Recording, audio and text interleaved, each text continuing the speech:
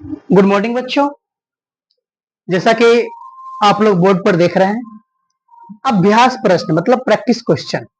अभी तक हमने त्रिकोणमिति में जितना भी प्रैक्टिस किया है, जितना भी थ्योरी के बारे में पढ़ा है, तो अब जो है प्रैक्टिस का टाइम आया है। उससे संबंधित कुछ प्रैक्टिस क्वेश्चन हम लोग करते हैं। जो 10th वाले स्टूडेंट है उसको 8.1 में त्रिकोणमिति अध्याय में आसानी से क्वेश्चन बनना चालू हो जाएंगे।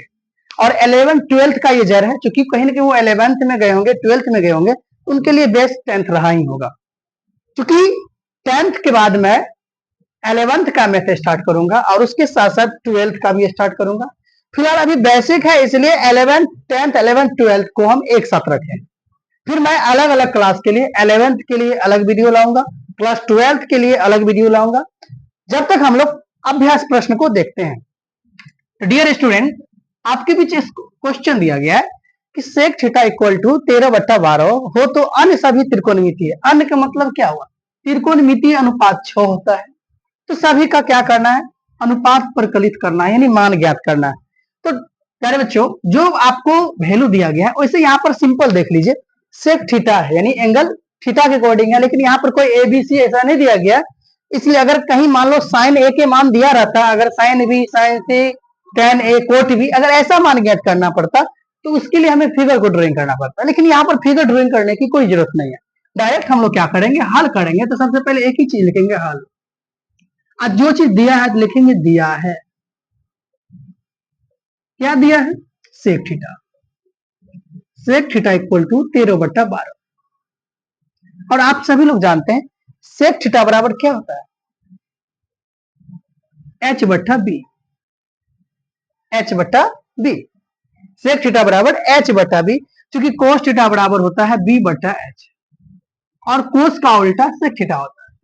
तो आप इससे कंपैरिजन करेंगे, देख रहे हैं आपका h का मान 13 है और b का मान कितना है? 12 है। मतलब h बराबर आपको 13 आ गया है और b बराबर आपको 12 आ गया है, लेकिन आपको p का वैल्यू नहीं है। ध्यान देंगे एक बात, कोई भी त्रिकोणमिति अनुपात ज्ञात करना हो तो आपको तीन चीज हमेशा रहना चाहिए, लंब, कर्ण और आधार। जब तक तीनों का मान नहीं है तब तक आपको कोई भी चीज के मान ज्ञात करना संभव नहीं है।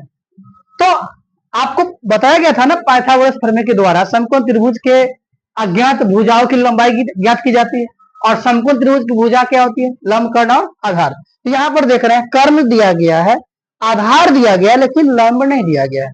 इसलिए हम लोग क्या करते हैं, इसलिए हम जानते हैं P बराबर, पाइथागोरस प्रमेय पता है ना, एच स्क्वायर बराबर होता है P square plus B square. लेकिन हम पी स्क्वायर बराबर जानते हैं, पी स्क्वायर बराबर क्या होता है?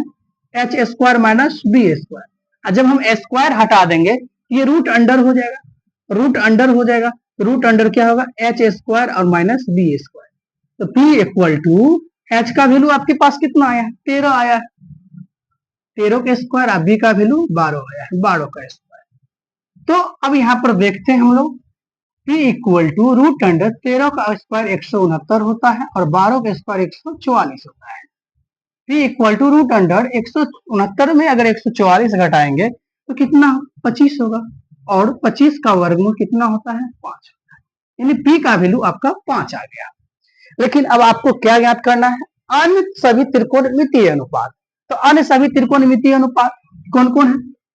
कौन कौन है? सेक थीटा दिया गया है और 5 को बचा, तो हम लोग किसका निकाल सकते हैं? Sine theta.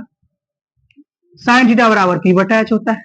बताइए, p का वैल्यू 5 आया है और h का वैल्यू कितना है? 13। दूसरा होता है कोस थीटा, b/h। b का वैल्यू आपको पता है 12 और h का वैल्यू 13। तीसरा है tan थीटा, tan थीटा बराबर p/b।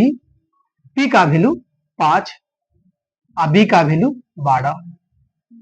चौथा होता है कोट थीटा, b/p, जो tan का उल्टा होता है। b का वैल्यू 12 और p का वैल्यू 5। पांचवा है आपका सेक थीटा, जो ऑलरेडी दिया गया है, b/h, सॉरी h/b होता है। h का वैल्यू 13 और b का वैल्यू 12, जो ऑलरेडी प्रश्न में दिया गया है। छठा होता है आपका कोसेक थीटा। कोसेक साइन का उल्टा होता है, जो जिसको हम लोग h/p लिखते हैं, और h का वैल्यू 13, p का वैल्यू 5 सेंटीमीटर। तो प्यारे बच्चों, उम्मीद है कि अगर इस प्रकार के प्रश्न आप लोग के बीच आए तो आप आसानी से सॉल्व कर सकते हैं, हल कर सकते हैं। चाहे दुनिया की आप कोई भी प्रश्न हो, आप आसानी से बना सकते हैं। तो आप लोग इस प्रश्न को अभ्यास करें। मैं पार्ट 12 फिर अगली क्वेश्चन के साथ आप लोग के बीच हाजिर होता हूं। धन्यवाद।